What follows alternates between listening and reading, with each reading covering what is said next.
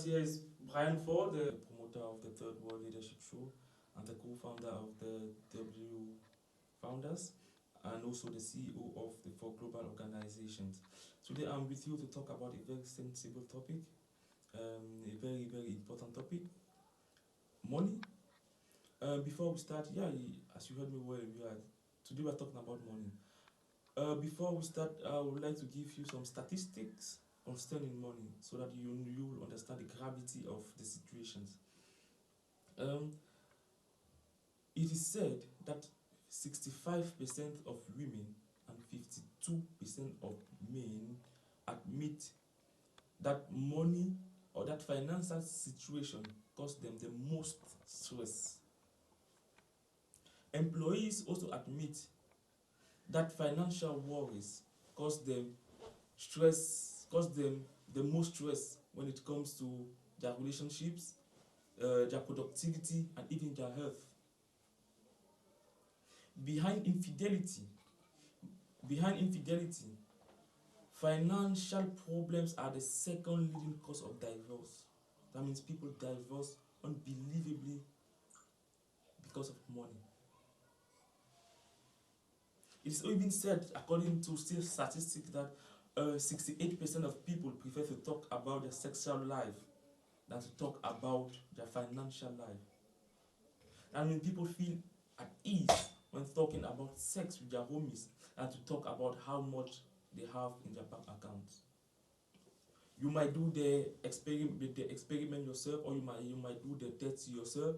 Just call a homie of yours and ask him, what's your best sexual position? They'll tell you, but after then ask them how much do they have in their bank account. They will tell you it is a private issue. Because most of people are ashamed of their financial life because they manage money very, very, very extremely badly. So today we will be talking about money, how to manage money, how to almost never run out of cash. I almost never run out of cash. I never borrow money for fancy things. When I take a loan from anywhere, from the bank, from anywhere, it is always to do, when I've done the down payment of a property, it's always to complete and acquire a property, never for fancy things. Because my bank account, my purse, almost never run out of cash. So today I'll be giving you some principles, some things. So first of all start by giving you personal principles, personal things I do in order to never run out of cash. And then I will also give you the laws of money. Yeah, because money have laws. And if you do not respect these laws, money will always be flying. Have you ever had money?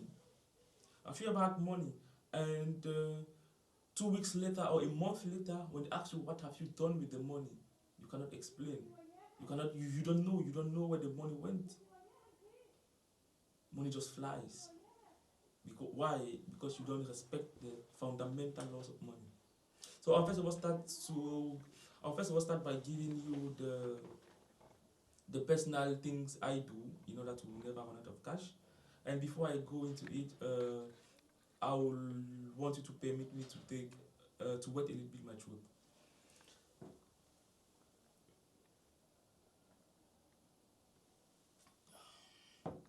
Yeah, let's come back.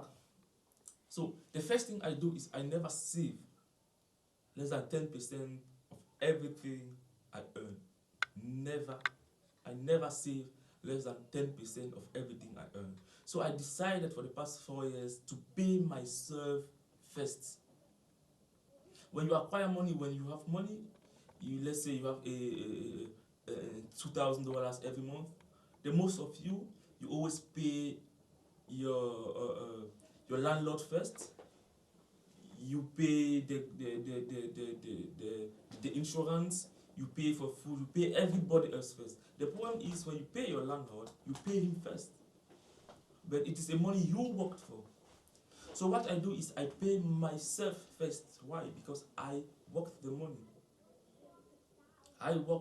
So I pay myself not less than 10% of everything I earn.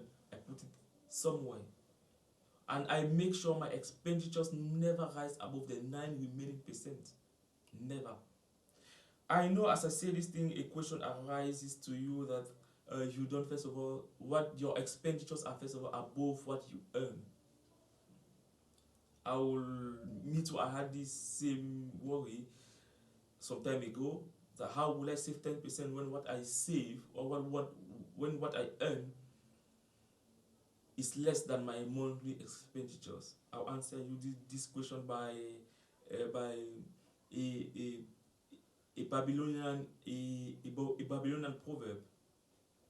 They say, men and the son of man. There is something about men and the son of man is this: your expenditures will always rise until it equals your income, unless you protest otherwise. That means if you earn $1,000, your expenditures will always rise until it equals this $1,000, unless you protest. So even if I give you, why is it that some people earn $1,000 and other earn $10,000, but still both complain about money issues? You see that it is not how much you earn, it is that your expenditure will always rise until it equals your income, unless you protest otherwise. And I don't want you to protest otherwise. I have been protesting otherwise till today. I keep not less than 10% of everything I earn. You can keep 20%. There was a time I was keeping until 40% of every single thing I earn. 40% I kept. And I made sure my expenditure should never rise above 60%. Never. And the second thing I do is consistency. You will not do it in January and wait for 4 months, then you do it again, and wait for 5 months. I do it, and you also will do it every single month. That means every single money you have, not less than 10% has to be kept consistently. So the third thing I do is that I protect it. You know, you have always been saving money, and you know when you start saving this 10% or 20%, according to you, when you start saving this money until it reaches a particular amount, it is as if all the demons of hell will just arise against you. That is when you start having all type of problems. That's how all types of problems of life will start coming. You will hear your niece has this, your child has this, your parents have this, there's this problem, there's this health problem. That is exactly when all the problems of life will start coming, when you have already saved a consistent amount of money. And most of you, what you do is you take this money, and again, for people that are not married, you can save until 40%. Save it and do it consistently. Without too much wasting my time and your time, I'll go directly to the 5 Babylonian laws of money, so that your boss and my boss will almost never run dry. And I believe this will save your marriages, save your health, and save your relationships. So I wrote the principles here down, not to confuse myself. I wrote it down chronologically. I wrote it down chronologically, not to confuse myself. So while explaining it to you, I will be reading it to you so you can. So the first law of money is: money comes in increasing quantity to any man who will keep not less than 10% of everything he has, or of everything he earns. So I already told you this principle earlier in the video. So money comes in increasing quantity to the owner, or to the person who saves not less than 10% of everything he has. I explained this thing, I don't need to explain it again. So the second principle is: money works diligently for the wise owner who gives for it profitable employment. So it is not about saving the money. So saving the money is one thing. What you do with the money is another thing. So money works diligently for the wise owner who finds for it profitable employment. Let me give you an example. I save, let's say, $200 every month. You save $200 every month. and at the end of 2 years, that means we both do it consistently. At the end of 2 years, I use my money to buy, excuse me, I use my money to buy a car, and you use your money for a profitable use, let's say for an investment, or let's say for a business, who will have an overflow of cash.